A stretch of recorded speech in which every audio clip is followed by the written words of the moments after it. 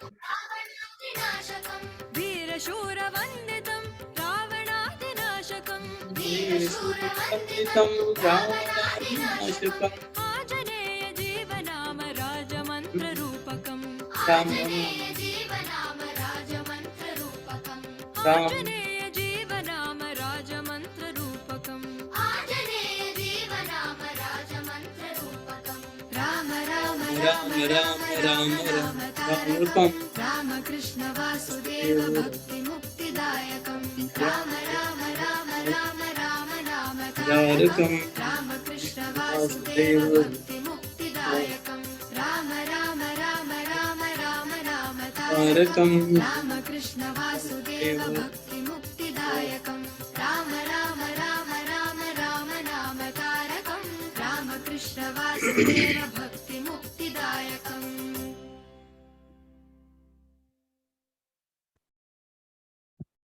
आप सभी का हृदय से स्वागत है आज की इस विशेष सत्संग में।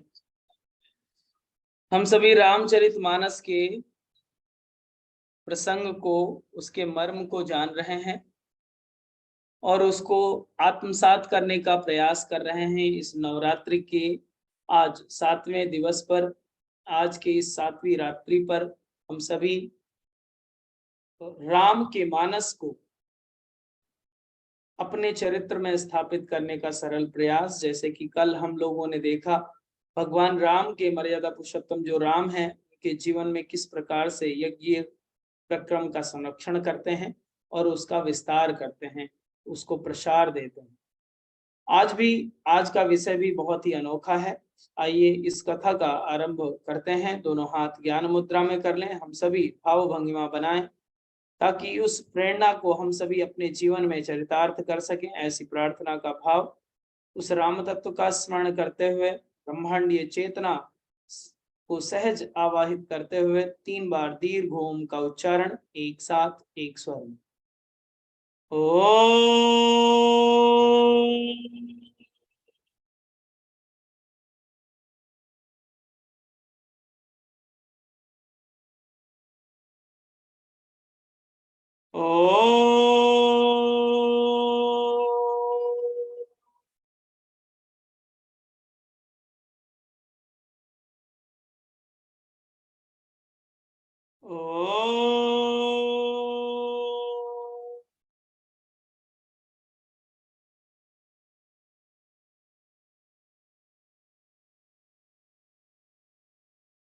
एक बार गायत्री महामंत्र का उच्चारण एक साथ एक स्वर में।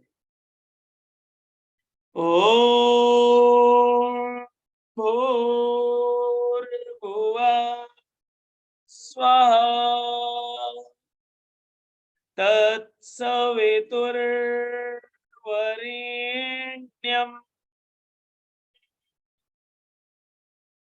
भर्गो देवस्य धीमहि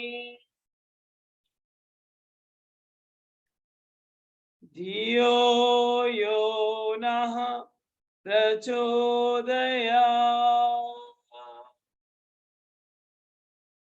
Rub your both palms under your face, release and relax. आप सभी का हृदय से स्वागत है आज के इस विशेष प्रसंग में। नवरात्रि के 7वें दिवस पर रामचरितमानस के मर्म को हम सभी जान रहे हैं, आत्मसात कर रहे हैं। आज का विषय बहुत ही महत्वपूर्ण है। आज का विषय है भक्त और भगवान में संबंध कैसा होना चाहिए। रामचरितमानस हमें किस प्रकार के संबंध को स्थापित करने की प्रेरणा देता है। गोस्वामी तुलसीदास जी द्वारा रचित इस मानस को हम सभी समझने का प्रयास करेंगे कि भक्त और भगवान का संबंध किस तरह से हो। हम सभी भक्त हैं, हम सभी का आराध्य भगवान है मर्यादा पुरुषोत्तम राम, और हम सभी के बीच क्या संबंध हो, किस प्रकार का संबंध हो। आज इसी प्रेरणा को, इसी भाव को मानस से समझने का प्रयास करेंगे कि हम लोगों के भीतर, हम लोगों के जीवन में किस तरह के गुणों का समावेश हो, किस तरह से अपने चरित्र में, व्यवहार में, विचार शक्ति में किस तरह से परिवर्तन लाएं, वो आज का विषय है। आप सभी से निवेदन है, जो लोग भी जुड़े हैं हमारी आवाज स्पष्ट रूप से आ रही है या नहीं? आ रही है, परफेक्ट, ओके। आज डिवाइस चेंज किया है इसलिए मैंने पूछा। ओके, आवाज आ रही है, स्क्रीन भी दिख ही रही होगी। आज की इस कथा में जब हम लोग भक्त और भगवान के संबंध की बात कर रहे हैं, भक्त का संबंध कैसा हो, उसके जीवन में किस तरह के नियमावली हो, किस तरह के भाव हो अपने इष्ट के प्रति, अपने आराध्य के प्रति, अपने भगवान के प्रति कैसे भाव होने चाहिए, उन बिंदुओं को, उन सूत्रों को आज हम सभी मानस से समझेंगे। ये पहले सुनिश्चित कर लेते हैं कि हम लोग भक्त हैं। भक्त हैं तभी तो बैठे हैं 1 घंटे के लिए। इसमें कुछ मिलने वाला तो है नहीं, जैसे कि हमने पहले भी कहा है, इस राम कथा से आपको नौकरी नहीं मिलेगी, ये तय है। इस राम कथा से आपका बिजनेस, इससे कुछ नहीं होने वाला, आर्थिक लाभ नहीं होने वाला, लेकिन आत्मिक लाभ जरूर होने वाला है। आत्मिक उत्थान की जो बात है, आंतरिक यात्रा की जो बात है, ऊर्ध्वगमन की जो बात है, विचार शक्ति परिवर्तन की जो बात है, मनस्थिति परिवर्तन की जो बात है, मनस्थिति को ऊर्ध्वगामी बनाने की जो बात है, यहाँ तक ये सार्थक होता है। और जब आत्म प्रगति होती है तो भौतिक प्रगति उसके सामने नगण्य मात्र होता है, क्योंकि आप वास्तविकता के साथ खड़े होते हैं।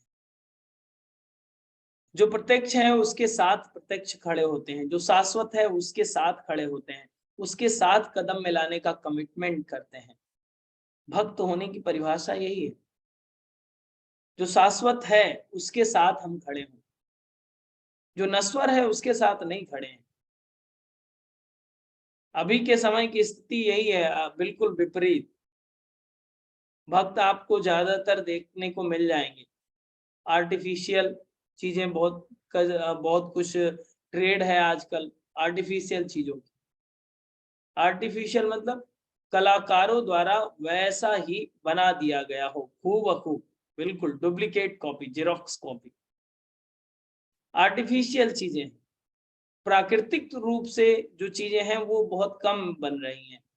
मैंने सुना है चावल भी आर्टिफिशियल अब आने लगा है, चाइना कुछ भी कर सकता है, चावल आर्टिफिशियल है, पत्ता गोभी भी आर्टिफिशियल आ रहा है।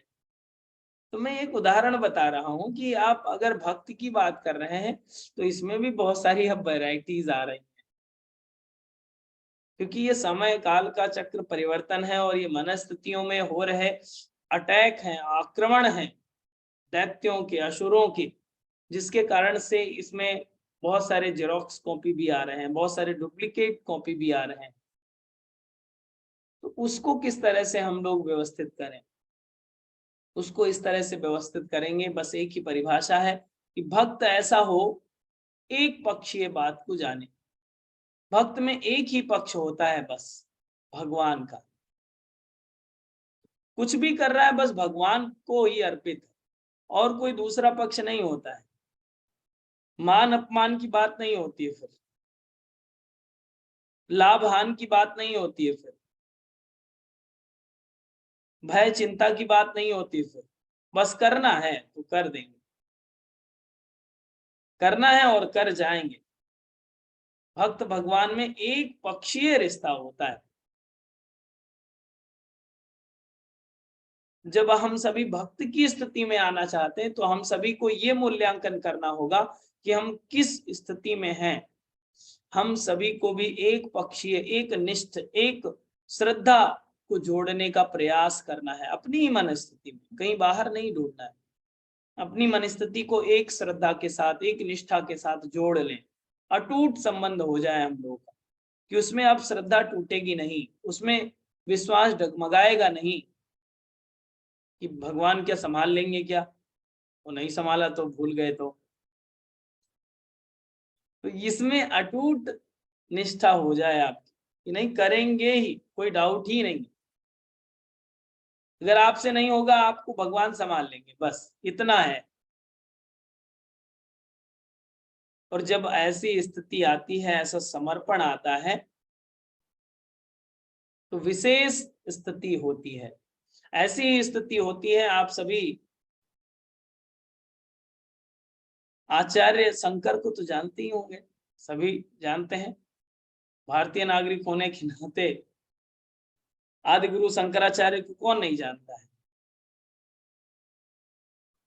घटना कुछ ऐसी है कि आचार्य शंकर के प्रथम शिष्य का नाम जानते हैं कोई? किसी को पता है प्रथम शिष्य?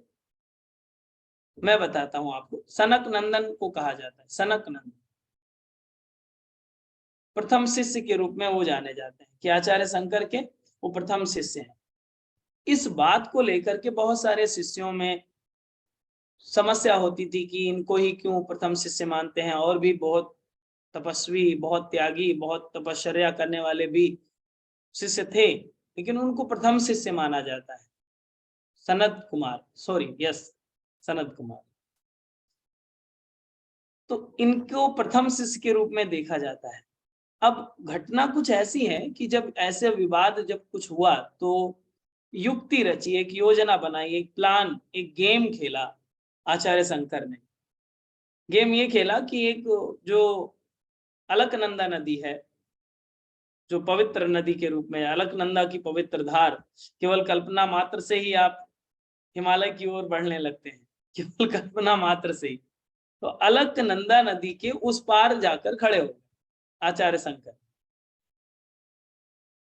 उस पार जाकर खड़े हुए और बस खड़े होकर के एक प्लान बनाया, एक योजना बनाई कि अब कुछ परीक्षा लेते हैं, कुछ गेम खेलते हैं, सबको बताने के लिए कि ये प्रथम शिष्य क्यों है। तेजी से आवाज लगाई कि बचाओ बचाओ, मुझे कोई सहायता करो। जैसे ही कानों में पड़ी शिष्यों के, तो किसी ने को सोचा, अरे इतनी तेज प्रवाह आ रहा है, अलकनंदा नदी का प्रवाह जिसने देखा होगा उसको पता होगा कि कितना तीव्र प्रवाह होता है, तीव्र वेग होता है। लेकिन सनत कुमार ने जैसे देखा, जैसे ही कान में शब्द पड़े नहीं कि कूद पड़े, कान में शब्द आए नहीं कि गुरु पुकार रहा है, इष्ट पुकार रहा है, आराध्य पुकार रहा है, बस वो कूद पड़े, छलांग लगा दी। और कहते हैं जैसे ही उन्होंने कदम बढ़ाए हैं तो नदी ने भी कमल खिला दिया, जहां पर भी उनका पैर पड़ता गया वहां पर भी कमल आता गया, उनके नीचे कमल आते गए। तो इस तरह का अगर भगवत प्रेम से समर्पण होता है तो विषम से विषम परिस्थितियां आपको रास्ता दे देती। जब आपका भगवत प्रेम के प्रति इतना समर्पण होता है, गुरु के प्रति, इष्ट के प्रति, आराध्य के प्रति इतना समर्पण होता है, तो विशाल से विशाल मुसीबतें, परेशानियां आपको तुरंत रास्ता दे देती हैं कि हट जाओ भाई, इसको डुबाना नहीं। फिर नदी अपने गर्भ में धारण नहीं कर सकती आपको, जहां पग पड़ता गया वहां कमल आता गया, तो वो तुरंत उसी छलांग से फिर आगे शिष्य वो गुरु तक पहुंच गए। फिर आचार्य शंकर ने सबको बैठाया, बताया कि आप लोग सोच ही रहे थे और किसी ने कर लिया, तो फर्स्ट विनर कौन हुआ बताइए? जो फर्स्ट विनर है उसकी परीक्षा थी ये।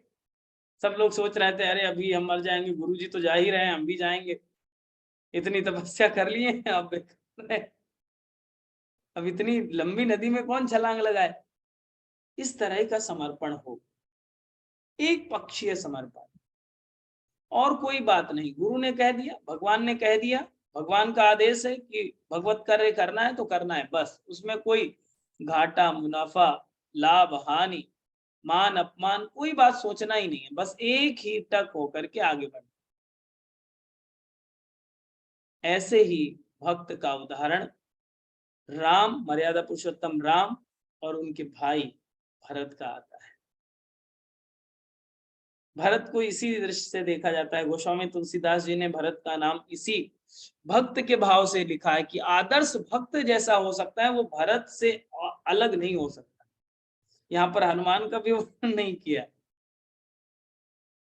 भरत का नाम पहले दिया है कि आदर्श भक्त जो होगा, भगवान का और भक्त का संबंध कितना प्रगाढ़ होना चाहिए, वो भरत से सीखने को मिल सकता है। गोस्वामी तुलसीदास जी कहते हैं, भरत राम ही की अनुहारी, सहसा लखी नहीं सकई नर नारी। मतलब ऐसा संबंध था कि कोई भेद नहीं समझ पा रहा था कि इनके चरित्र में कैसा व्यवहार है, इनके चरित्र में कैसा व्यवहार है। जैसा राम का व्यवहार था वैसा भरत का भी व्यवहार था। जैसे धर्मनिष्ठा राम में स्थापित थी वैसी ही धर्मनिष्ठा भरत में स्थापित थी। भरत ने ये प्रण कर लिया था कि कोई भी पूरा विश्व कह दे कि मैं कलंकित हूं, मैं बहुत ही चालाक हूं और मैंने ही सब ये षड्यंत्र रचा है, शायद मैंने ही माता जी से कहा हो। यहां तक भी भरत ने कहा कि चाहे स्वयं भगवान मर्यादा पुरुषोत्तम राम ही क्यों ना कहें कि ये भरत का ही रचा हुआ सब खेल है, हमको 14 वर्ष वनवास किया, लेकिन फिर भी मैं उस भगवत भक्त को वाली भावनाओं को मिटने नहीं दूंगा, कुछ भी हो जाए। और यही बात तीर्थराज प्रयाग में खड़े होकर के वरदान मांगते हैं कि कोई भी मुसीबत आ जाए, बस हमारे हृदय से राम की भक्ति को मिटने मत दें। ये भरत कह रहे हैं। किसी भी स्थिति में कितना भी अपमान हो, कोई भी उल्टा कहे, कोई भी आपको कहे कि ऐसा ऐसा कार्य कर रहा है ये छोटा भाई, बड़े भाई को वनवास भेज रहा है, लेकिन मेरे हृदय में उस भक्ति का, इस मान अपमान का कोई लेस मात्र प्रभाव ना पड़े। हमारे भक्ति में कोई बाधा ये सब चीजें ना हो, चाहे मान हो या सम्मान हो, किसी प्रकार की इसमें लेस मात्र भी क्षोभ ना आए, इस तरह का भक्त की स्थिति होनी चाहिए। चित्रकूट की जब तैयारी कर रहे हैं तो भी भरत जी ये नहीं सोच रहे हैं कि उनका कोई मान करेगा या सम्मान करेगा या अप्रिशिएट कर देंगे राम जी कि हाँ बहुत अच्छा किया यार, तुम यहाँ तक तो आए कम से कम। लोग तो सोचते हैं अच्छा ठीक है चले गए तो चले गए, अब वहां उनके पीछे पीछे कौन जाएगा, लेकिन तुम यहाँ तक आए, ये बहुत अच्छा काम किया, बहुत अच्छे भरत, कीप इट अप। इस तरह से सुनने के लिए नहीं गए थे भरत, या फिर डांट पड़ेगी इसका भी चिंता नहीं किया। बस ये कहा कि भगवत भक्ति हमारे हृदय से ना जाए। और उसके लिए आगे गोस्वामी तुलसीदास जी रचना करते हैं, जो पर हरहि मलिन मन जानी, जो सन्मानी सेवक जानी, मोरे शरण राम की पनहि, राम सुस्वामी दोष सब जनहि। चाहे हमारा दोष हो, चाहे हम अपराधी हो, किसी प्रकार का, स्वयं राम ही क्यों ना मान रहे हो, लेकिन हमारे हृदय से भक्ति कम नहीं होगी फिर। और फिर आगे कहते हैं, राम कुटिल कर जानहि मोहि, लोग कहें गुर सब साहब द्रोही, सीता राम चरण रीति मोरे, अनुदिन बढ़ई अनुग्रह तोरे। जैसे जैसे लोग अपमान करें, तिरस्कार करें, वैसे वैसे हमारे अंदर और भी भक्ति बढ़ती जाए राम की। यही प्रार्थना कर रहे हैं, इसी कामना को लेकर चित्रकूट आ रहे हैं। आप समझिए, इस तरह का अगर कोई हो, दूसरों को आप दो बात कह के उल्टी देख लीजिए, अरे आप बहुत गंदे हैं, आप इस तरह से करते हैं, अच्छा काम कर रहे हो थोड़ा सा बुराई कर दीजिए, देखिए कैसे शेषनाग की तरह फन फैला के खड़े हो जाएंगे। अरे आपको दिखता नहीं इतना अच्छा काम कर रहे हैं, इतनी अच्छी कथा सुना रहे हैं, आपको हमेशा बुराई दिखती। ये स्वभाव हो गया है। इस स्थिति में भी भरत जी कह रहे हैं कि इस स्थिति में भी हम तनिक भी डिगे नहीं, तनिक भी विचलित ना हो। आगे कहते हैं, परमारथ स्वार्थ सुख सारे, भरत नहीं सपने मन निहारे। परमार्थ स्वार्थ इन दोनों को सपने में भी ऐसी दृष्टि नहीं रखी भरत। अब जब इतना बड़ा कमिटमेंट हो, उसको लेस मात्र क्या माया छू सकती है? माया हमेशा टारगेट में रहेगी कि आपके भक्ति चली जाए आपके यहां से। कहां से? यहां से। यहां से भक्ति जाएगी, माया आ जाएगी। और भरत जैसा पराक्रमी व्यक्ति भक्ति को ही पकड़ के रखा, नहीं भक्ति मां आप नहीं जाना है, आप पकड़े रहेंगे, नहीं जाने देंगे, कितना भी कोई कुछ क्यों ना कहे, लेकिन आपको नहीं जाने देंगे। इस मनस्थिति से, मनस्थिति की बात हो रही है, क्योंकि जैसे ही स्वीकार कर लेते कुछ भी, माया आ जाती, भक्ति ऑटोमेटिक चली जाती। सभी लोग कहते हैं अरे सब इन्हीं का खेल है, ये कुछ नहीं, ये सब नाटक कर रहे थे, रो नहीं रहे थे, केवल नाटक था। नाना के यहाँ पहले थे, अभी यहाँ आ गए, बस उनको तो सब मजे ही हैं। भाई को भेज दिया, भाभी को भी भेज दिया जंगल, अब क्या है, अब यही राजा है, यही चक्रवर्ती सम्राट है, 14 वर्ष बाद आए या ना आए कोई पता नहीं। इस तरह की बात हो जाती। लेकिन जब भक्ति को पूरी श्रद्धा से साथ पकड़ के रखा, तो आज हम सभी मानस के माध्यम से भरत को जान रहे हैं कि एक आदर्श भक्त है, एक आदर्श भक्त की तरह अपना जीवन व्यतीत कर रहा है, लेस मात्र भी उसमें किंचित प्रभाव नहीं पड़ रहा है। आज के समय में कहाँ देखने को मिलता है, थोड़ा हुआ नहीं कि तुरंत अपने मैनुअल को, अपने टाइम शेड्यूल को, अपने चीजों को मॉडिफाई कर देते हैं कि ठीक है आरती आधे घंटे डिले कर देंगे, ये काम पहले कर देंगे, भगवान का कार्य 1 घंटे बाद कर लेंगे और ये काम पहले कर लेंगे। भौतिक चीजों की ही बात कर रहा हूँ, आरती करते हैं, उपासना करते हैं, ये भक्ति का एक प्रकार है, एक रूप है, लेकिन मूलतः भाव से है कि आपके भीतर कितनी जल्दी परिवर्तन हो जाता है, कितनी जल्दी आप किसी पर क्रोधित हो जाते हैं, कितनी जल्दी किसी के दोष को तुरंत ग्रैब करने लगते हैं, ग्रहण करने लगते हैं, उतनी ही जल्दी आपके हृदय से भक्ति विदा हो जाती है। जैसे ही आप उस तरह से कुविचार को ग्रहण करते हैं, भक्ति का तुरंत ही वहां से पलायन हो जाता है और फिर माया आपको घेरती है कि ये बहुत अच्छा। माया की स्थिति ऐसी होती है कि आप और निस्दिन करें, और ये जो और करने का शब्द है ये कभी पूर्ण नहीं होता है। मर रहा हो व्यक्ति और कह दीजिए कि 10 लाख अभी आने वाला है, आपको दे दिया जाए आपके अकाउंट में, अकाउंट जा रहा है, खत्म, उसकी कोई वैल्यू नहीं है। हाँ ठीक है कर दो, देख लें एक बार अपने मोबाइल में, जैसे कि आजकल अकाउंट में क्या आप देखते हैं, नंबर आते हैं, पैसे कैश तो रहते नहीं है, डिजिटल है आपके पास, कुछ नंबर लिखा हुआ है स्क्रीन पर, पैसे नहीं है, और उतनी संतुष्टि मिलती है नंबर देख के कि हाँ अरे यस 10 करोड़, ओके बहुत अच्छा, 20 करोड़ देख के स्क्रीन पर एक नंबर आ जाता है, देख के कितना तृप्ति होती है। क्या वो संतुष्टि हो जाती है? आप एक लिमिट बता दीजिए कि कितना पैसा चाहिए, जिस दिन आप लिमिट बता देंगे उस दिन से प्रकृति में एक नियम बन जाएगा कि भाई इतना पहले से ही फिक्स करके भेजो, सबको भगवत कार्य के लिए लगा दो, सिस्टम सॉल्व, सिस्टम बैलेंस में चलेगा। लेकिन ऐसा नहीं है, ऐसा पैनल ही है ये कि आपको इसमें तृप्ति नहीं मिल सकती, कभी नहीं तृप्ति मिल सकती, अतृप्त होकर ही जाएंगे। क्योंकि मनुष्य के लिए ऐसा कहा जाता है, आज के समय में ये बहुत चर्चित है कि मनुष्य ही ऐसा प्राणी है जो रोते हुए जन्मता है। स्टेटमेंट लिख लीजिएगा, अगर याद हो जाए तो अच्छी बात। मनुष्य ही ऐसा प्राणी है जो रोते हुए जन्म लेता है।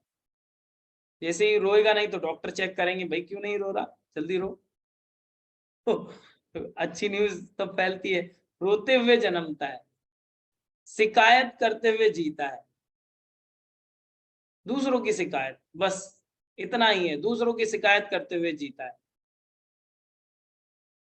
और मरता किस तरह से, पछताते हुए मर जाता है कि अरे क्या किया जीवन में, जब लास्ट टाइम आता है पछताना पड़ता है, सबकी शिकायत ही करी, कहीं थोड़ी तारीफ ही कर लिया होता तो कितनी अच्छी स्थिति होती। तो बस इस मनुष्यता को में यही स्टेटमेंट है कि मनुष्य ही ऐसा प्राणी है जो रोते हुए जन्मता है, शिकायत करते हुए जीता है और पछताते हुए मर जाता है। अब इस स्थिति में अगर हम खड़े हैं तो भक्त कहाँ है? और महाप्रक्रमी भरत को देख लीजिए, राम से कैसा कमिटमेंट कर रहे हैं।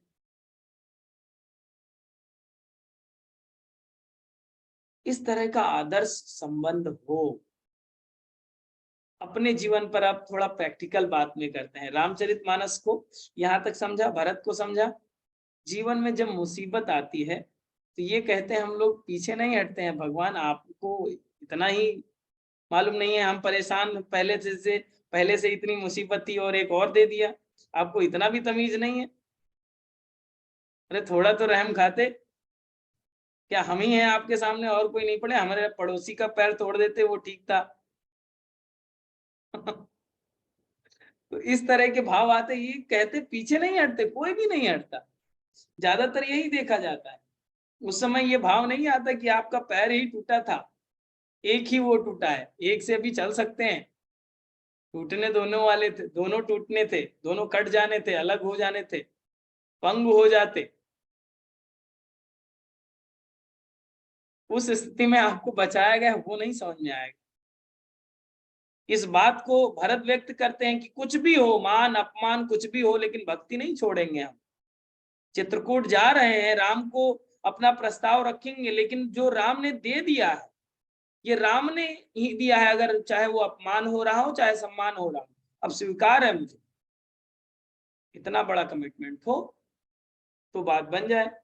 अब भगवान को भी ज्यादा टेंशन नहीं होगी। भगवान को भगवत कार्य की योजनाएं प्लान बनाना है ना, उन्हीं के प्लान के अंतर्गत तो हम लोग हैं। उनको भी टेंशन नहीं कि हाँ चलो एक को बनाया था ठीक है, तो हमारे बारे में बुरा तो कम से कम नहीं सोचता है। और आज की संख्या देख लीजिए, इस तरह से सोचने वालों की संख्या कितनी है। अधिकांशतः सभी लोग यही सोचते हैं, फेल हो गए, अरे भगवान हमको ही फेल करना था क्या? कोई काम नहीं बन पा रहा है, हमारे तरफ ये दृष्टि टेढ़ी कर रखी है क्या? कितना प्रसाद चढ़ाएं, कितना मंदिर जाएं, कितना डोनेशन चाहिए बताइए? भगवान भी कह रहे हैं अब ये किसको डोनेशन देने की बात कर रहे हैं, पागल आदमी। चलो ठीक है, इग्नोर देम, इग्नोर कर देते हैं। आपकी बुराई को इग्नोर कर दिया जाता है, क्योंकि आप उनके प्रिय हैं, इसलिए जो प्रिय होता है उसकी बुराई को इग्नोर कर दिया जाता है। क्योंकि हम सभी मनुष्य हैं, इसलिए हम लोग को इग्नोर कर दिया गया है। लेकिन अगर मनुष्यता नहीं निभा पाए और समय रहते नहीं जाग पाए, इस नवरात्रि में नहीं जाग पाए कि भाई इस तरह की बातें आ रही हैं जीवन में और इसमें चरितार्थ नहीं कर रहे हैं, बस ये है ठीक है 1 घंटे बैठ जाएंगे नवरात्रि में, राम कथा हो जाएगी, थोड़ा पुण्य मिल जाएगा।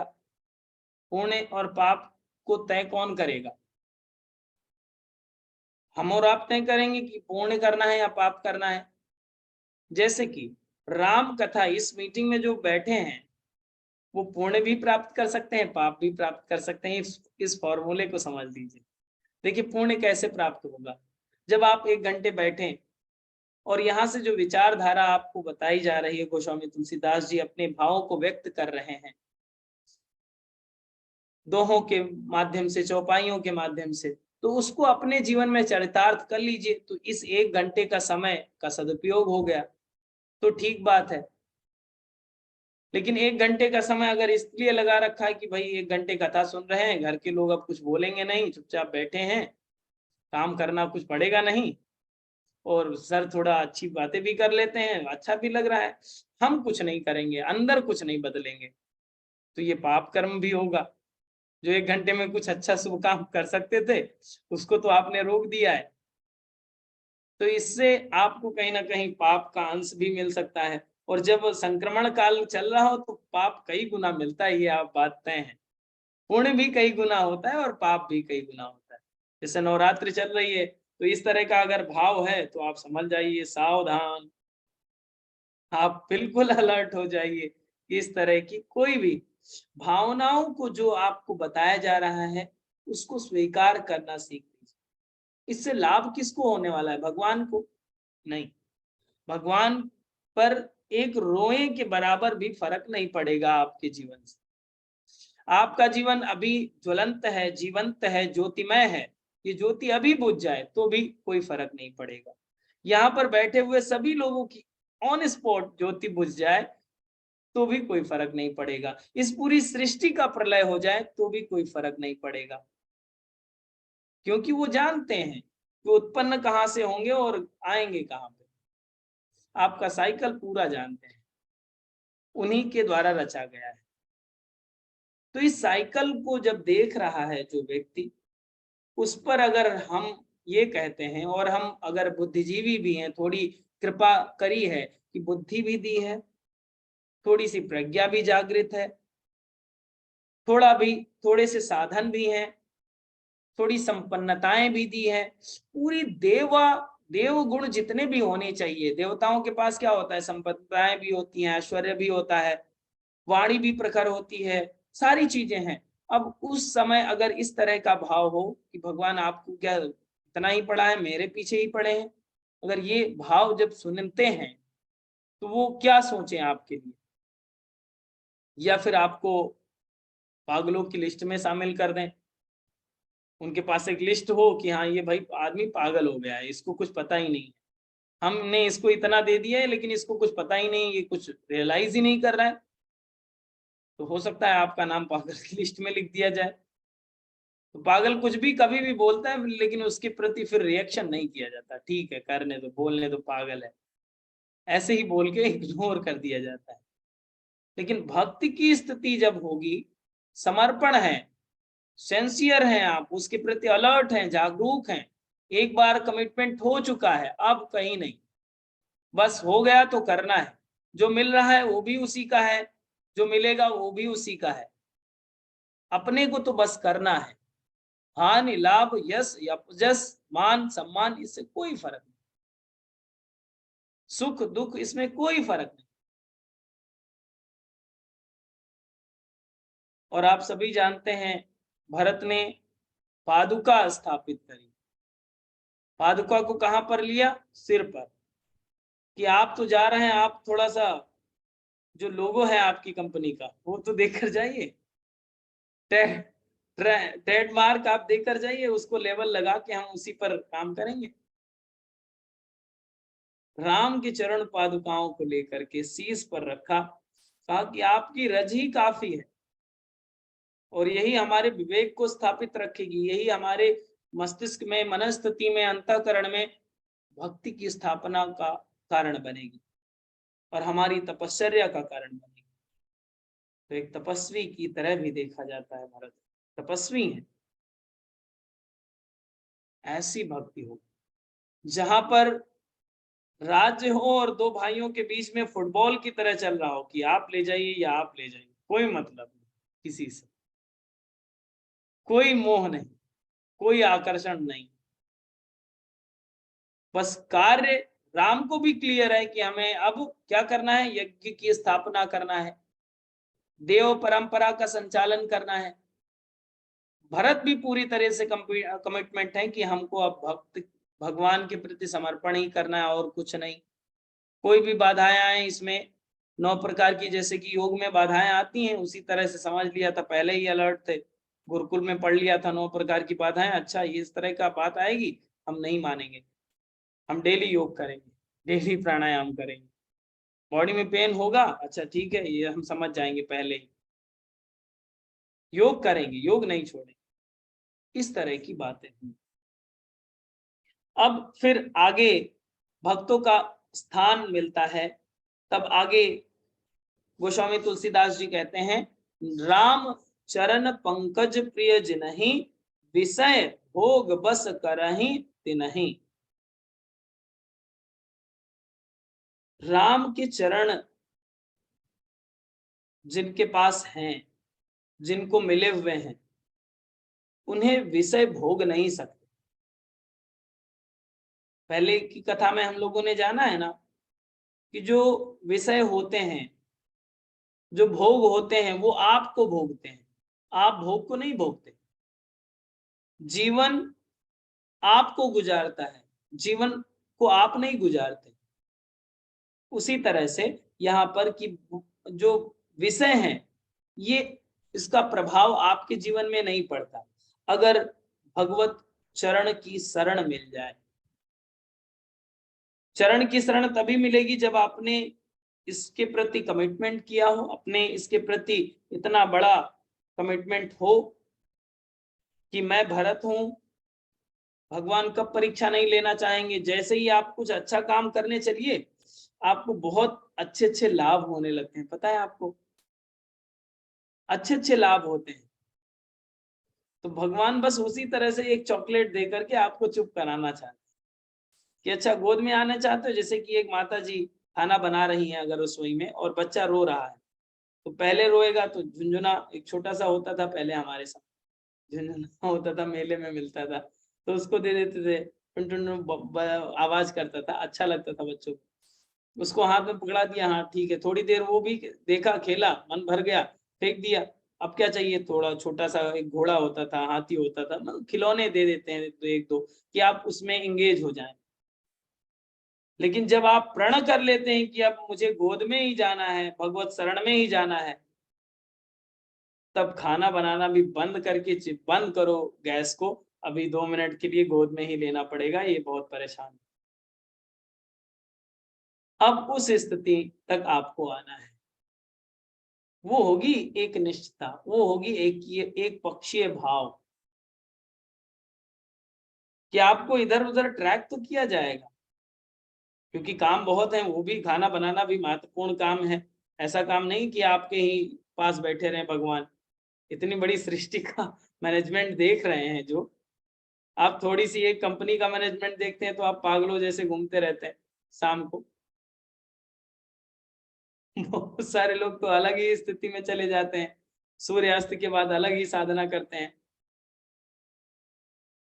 इस तरह के अगर मैनेजमेंट कोई देख रहा है तो आप सोचिए कितने बड़ा कार्य कर रहा है। लेकिन आपको भी डिगना नहीं है, आपका भी बिल्कुल कमिटमेंट चाहिए कि मुझे तो शरण ही चाहिए, बस सत्य चित्त आनंद जहां पर है वहीं जाना है और कहीं नहीं, बस उधर ही जाना है, उधर ही ट्रैक है अपना। जो मिल रहा है हाँ ठीक है, दे दीजिए, हम रख लेंगे सम्मान पूर्वक।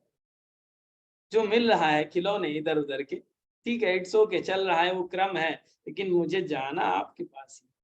मैं खिलौने को तोड़ नहीं रहा हूं, लेकिन इसको रख दीजिए साइड में, लेकिन आएंगे हम आपके पास, क्योंकि ये भी एक प्रकृति का नियम ही है।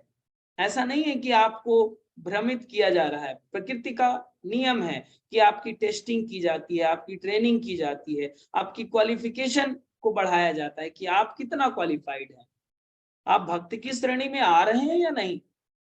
पहले भक्त की क्वालिफिकेशन को तो क्रॉस कीजिए, देन भगवान से मिलने की बात कीजिए, देन भगवान से वरदान और आशीर्वाद की बात कीजिए।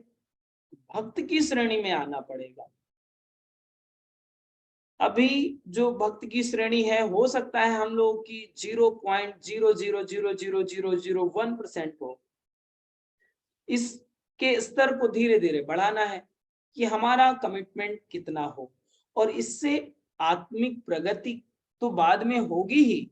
पहला जो प्रभाव होगा मानसिक संतुलन, पहला प्रभाव भक्ति के सहज स्थापन से पहला जो भौतिक जगत का जो पहला बेनिफिट है वो मानसिक संतुलन। आज यही तो नहीं देखा जा रहा है, ज्यादा मानसिक रूप से असंतुलित है। कोई भी व्यक्ति देख लीजिए, अरे चिंता है, परेशान है, क्या भूखे मर रहे हैं, क्या खाना नहीं मिल रहा है, आज का चावल नहीं है क्या शाम को घर पे। नहीं, ऐसा कुछ नहीं है, खाना चावल सब रखा है, दाल भी रखा है, सब्जी भी भरी पड़ी है, और ने भी सामान है जो घर में रखे हैं। तो क्या पैसे कम है, क्या पैसे नहीं है, 100 रुपये अब मैं दे दूं, रखे रहिए, कल के भविष्य के लिए कल का खाना हो जाएगा इसमें। नहीं, पैसे भी बहुत है। घर नहीं है क्या, आइए हमारे यहाँ एक कमरे में रहिए। नहीं, घर भी है, हमारे यहाँ 2-3 कमरे। अब क्या चाहिए, बेटे नहीं है क्या, बेटे ले लीजिए, और कुछ नहीं है क्या, और भी ले लीजिए। लेकिन शांति नहीं है, आनंद नहीं है। क्यों? मन की शक्ति जो बहुत बड़ी पावर एक दे रखा है, एक हॉर्स पावर दे रखा है, एक ऐसी विशेष शक्ति दे रखा है, मन की शक्ति। मन स्थिति को संतुलित करने के लिए सबसे सरल माध्यम जो हो सकता है वो भक्ति ही हो सकती है, और कुछ नहीं। भक्त की स्थिति में मन स्थिति सहज हो जाती है, संतुलित हो जाती है। और इसका प्रयोग आपने भी अपने जीवन में किया है। जब भी आप मंदिर जाते हैं अच्छा लगता है कि नहीं? जब भी आप मंदिर से होकर आते हैं, कुछ सेकंड के लिए ही सही, एक अंश मात्र ही भक्त की स्थिति में आते हैं, नैनो सेकंड के लिए, माइक्रो सेकंड के लिए, उतने ही में ही आपको रिलैक्सेशन मिलता है कि नहीं, इस मंडे के दिन, संडे के दिन हम लोग जरूर जाएंगे वहां। क्यों? पंडित जी कुछ दे देते हैं, गोल्डन प्लेट आपको? नहीं, आप ही कुछ देकर आते हैं। लेकिन फिर भी एक बैलेंस आपको फील होता है। उस बैलेंस को कैसे फील हो जाता है, क्या है उसके पीछे का विज्ञान? यही है उसके पीछे का रहस्य। भक्त की स्थिति में जब आप आते हैं, और इस स्थिति को आप अगर हमेशा के लिए बना ले तो कितना बड़ा आनंद हो जाएगा। क्योंकि मंदिर के प्रांगण में, मंदिर के परिवेश में आपको किसी को मर्डर करने के भाव नहीं आते, ईर्ष्या नहीं होती, द्वेष नहीं होता, सब लगता है हाँ ठीक है, सबसे पिताजी तो सामने बैठे हैं, अब बेटे को चिंता करने की क्या जरूरत है। उस स्थिति में जब आप होते हैं तो निर्भयता भी आती है। मानसिक संतुलन जैसे आएगा, निर्भयता आ जाएगी। निर्भयता की भी ज्यादा कमी आज देखी जा रही है। डरते हैं, बस डर है। किसका डर है उसको भी डिफाइन नहीं कर पा रहे हैं, डर बैठा हुआ है। क्या होगा कल, क्या होगा कल। जब ज्यादा डर हो जाता है तो वही फोबिया कहलाता है, मानसिक विकृतियां कहलाने लगती हैं, मानसिक रूप से विक्षेप कहलाने लगते हैं। और आपकी मनस्थिति फिर इस जो विशेष अवसर को आपको दिया गया था, एक गोल्डन टाइम्स आपको दिया गया था, 40 साल का, 20 साल का, 60 साल का, 65 साल का, मनुष्य के रूप में, तो मनुष्य रूपेण मृगः शरंती वाला स्थिति हो जाती है। मनुष्य के रूप में आप मृग के समान हो जाते हैं, जानवरों की जैसे दौड़ रहे हैं, भाग रहे हैं, इधर जा रहे हैं, उधर जा रहे हैं, क्या कर रहे हैं, कुछ कर रहे हैं, कुछ पता नहीं। जो भी कर रहे हैं, भगवान भी यही कर रहे हैं, कहते हैं कि जो भी कर रहे हैं बस हमारा स्मरण रखिए, माम स्मरण। भगवत गीता में भी यही कहते हैं, माम स्मरण, बस और कुछ नहीं, मेरा स्मरण रख और युद्ध कर। आपके जितने भी कार्य हैं, दैनिक कार्यों की बात कर रहा हूं, वो ये कि युद्ध से कम नहीं है। सुबह अपना रूटीन देखिए और शाम तक के रूटीन को कंप्लीट करिए तो एक महायुद्ध से कम नहीं है। खाना बनाना, किसी को मेंटेन करना, क्या सामान कहाँ पर है व्यवस्थित करना, ये यहाँ भी जाना है, आज यहाँ भी जाना है, इतने बजे यहाँ पे आना है, फिर से आपको क्लास करना है। आपकी स्थिति देख लें या हमारी स्थिति देख लें, सभी के जीवन में अपने अपने युद्ध हैं, और उस युद्ध को लड़ना भी जरूरी है। ये कर्तव्य है आपका। कर्तव्य के बिना आप कर्म के बिना रह भी नहीं सकते।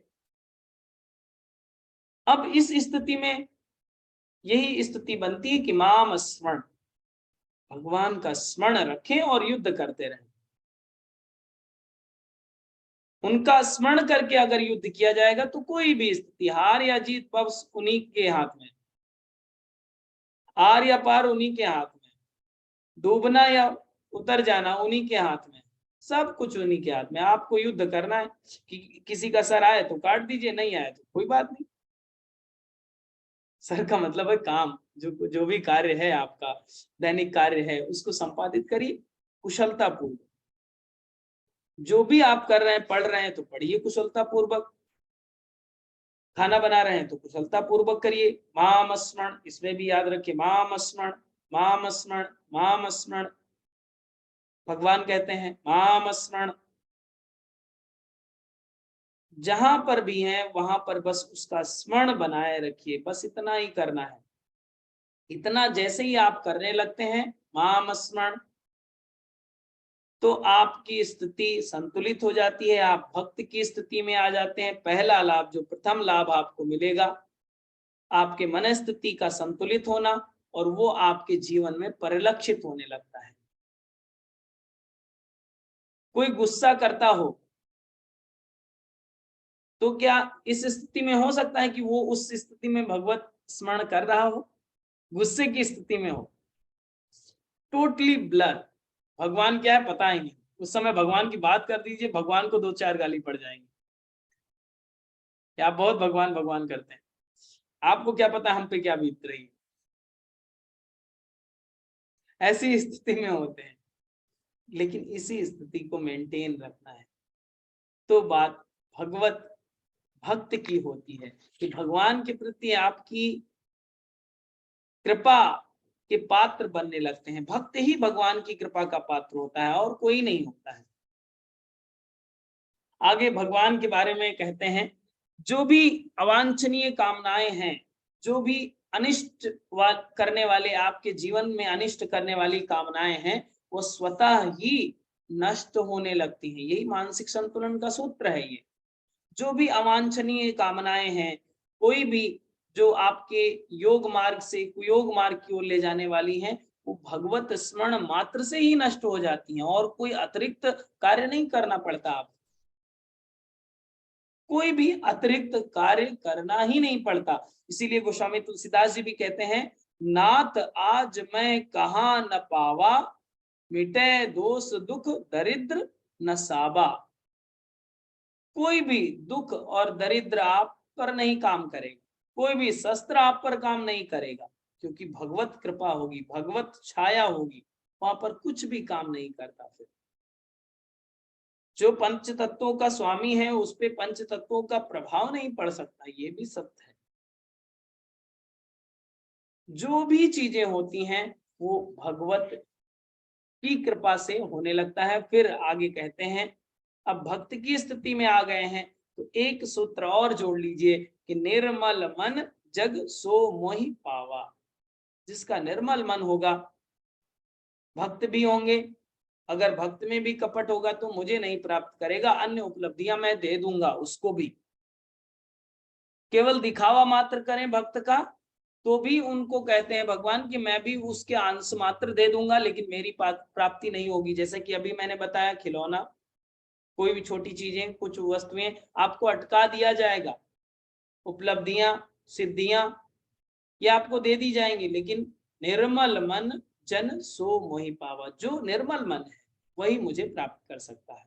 मोहि कपट छल छिद्र न भावा। उनको कपट छल छिद्र नहीं है, जो है ट्रांसपेरेंसी के साथ प्रेजेंट हो जाएंगे।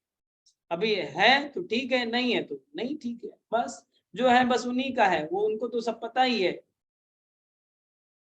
अब जैसे कोई पिताजी से कहे बेटा उसका कि नहीं पापा मैं झूठ नहीं बोलता, बाप जो होता है वो आंख में देखकर बता सकता है कि आप कितना झूठ बोल रहे हैं, कितना सच बोल रहे हैं, और आपकी वाणी में कितना प्रखरता है, और आप कौन सा कृत्य करके आए हैं, क्योंकि वो बाप है, वो निर्माता है आपका, तो आपके अणु अणु से, आपके कण कण से वो परिचित है। माँ पे ममता का एक आवरण हो सकता है, लेकिन पिता पे नहीं हो सकता। माँ ममता वश आकर, दुलार वश आकर के आपके उस ट्रांसपेरेंसी को शायद ब्लर कर दे कि हाँ ठीक है, it's okay, you are right. पिता नहीं करेगा, जो परमात्मा है वो नहीं करता, फिर वो ट्रांसपेरेंसी चाहता है। वहां से बजट पास होते हैं, पता है आपको, वो बजट पास करते हैं। और जब आप थोड़ा सा श्रीमद् भागवत पुराण को पढ़ेंगे तो ऐसा सचित्र वर्णन है, ऐसा व्यवस्थित वर्णन किया गया है। कोई भी जप हो, कोई भी तप हो, कोई भी दान, कोई भी पुण्य कार्य पालनकर्ता को ही अंत में समर्पित होता है। किसी मंत्र का आप जप कर रहे हो, किसी मंत्र का आप उपासना कर रहे हो, कोई भी सिद्धि कर रहे हो, अंत तो गत्वा वहीं पर आहुत होता है। कहाँ पर? भगवान विष्णु नारायण वही है, सभी के लेन देन का सभी कुछ, किसको कितना मिलेगा कितना नहीं मिलेगा उन्हीं को समर्पित है। चाहे आप जिस देवी के उपासक हो, चाहे आप जिस देवता के उपासक हो, अंत तो गत्वा वहीं पर आना है, सब चीज उन्हीं में तो समाहित है। तो आप हो किसी भी मार्ग में, आएंगे यहीं पर राम, यहीं पर चीजें मर्ज हो जाएंगी। ठीक है, तो अब हम लोग को एक प्रण लेना है। प्रण क्या होना चाहिए वो आप समझ लीजिए।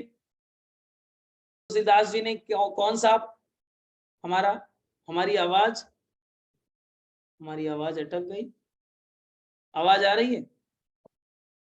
गोस्वामी तुलसीदास जी एक प्रण लेने की बात कर रहे हैं। स्क्रीन रुकी हुई है क्या? ओके, चल रही है? नहीं दिख रही है, जस्ट वेट।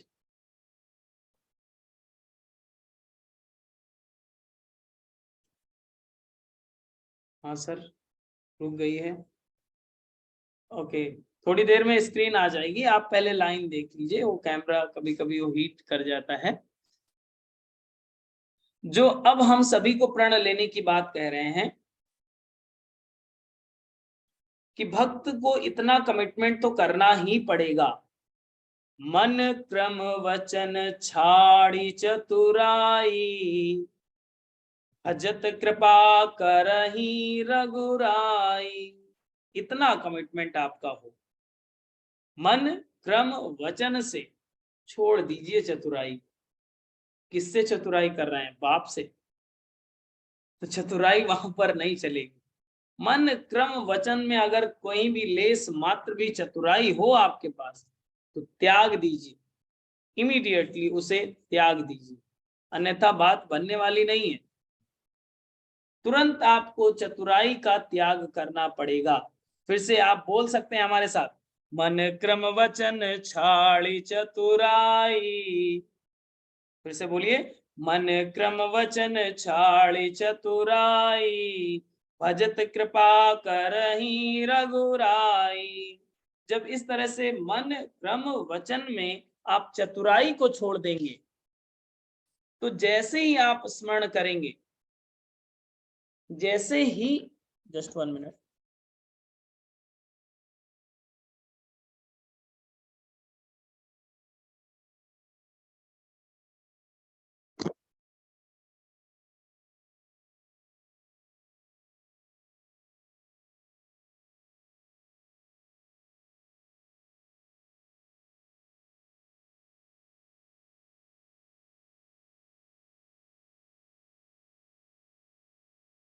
ये लाइन समझ में आ रही है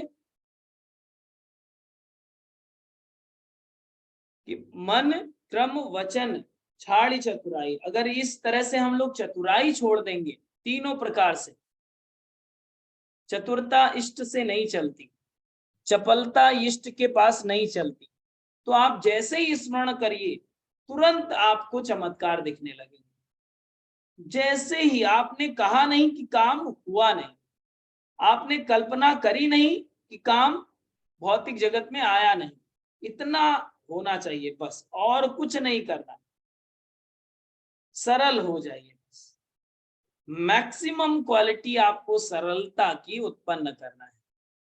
भक्त की क्वालिटी बस इतनी होती है कि जितना आप ट्रांसपेरेंट होते जाएंगे, जितना सरल होते जाएंगे, जैसा अभी यहाँ पे बैठा हूं, आप आ जाइए, आप ऑफलाइन पढ़ लीजिए, आप ऑफलाइन सीख लीजिए, देख लीजिए, सब कुछ स्पष्ट है। ट्रांसपेरेंसी के साथ होना चाहिए तो बात बन जाए। फिर भक्त की स्थिति में आप आने लगते, फिर जो भी आप कल्पना मात्र करते हैं, विचारधारा मात्र करते हैं, और आपका घटित होते चला जाता है। आपको फिर चमत्कार से बढ़कर ही लगता है कि आपने अभी सोचा ही था, कल हम विचार कर रहे थे इस पे, और आज ये चीजें हमको दिख रही हैं, तो ये क्या हो सकता है? आप कर रहे हैं? नहीं, माम स्मरण, यहाँ पर भी ध्यान रखिए, माम स्मरण, मेरा स्मरण कर और युद्ध कर, आगे चलता जा। काम, विजय जो होगी आपकी ही होनी है, और किसी की नहीं होगी। ये है राम की कृपा। तो हम सभी राम की कृपा के पात्र बनेंगे।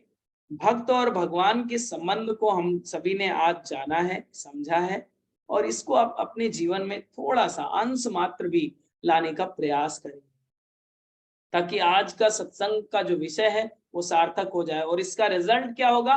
मनस्थिति का संतुलन। ये सबसे जरूरी है। हम इसमें बैठने वाला हर व्यक्ति इस बात को चाहता है कि नहीं? यस या नो? जब आप इस कथा को सुन रहे हैं तो इस चीज की सभी को जरूरत है या नहीं? मनस्थिति का संतुलन रिक्वायर्ड। तो भेज दें यहाँ से, भगवान से कहते हैं सभी को दे दें, ठीक है, सभी को मिलेगा।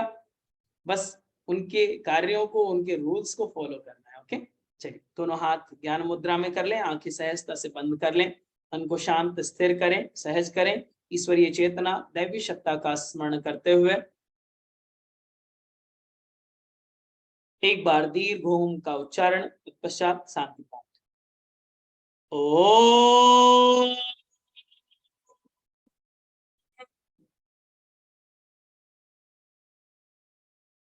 ओम शांति शांति शांति। Rub your both palms under your face, release and relax. आप सभी के लिए एक सूचना है कि अभी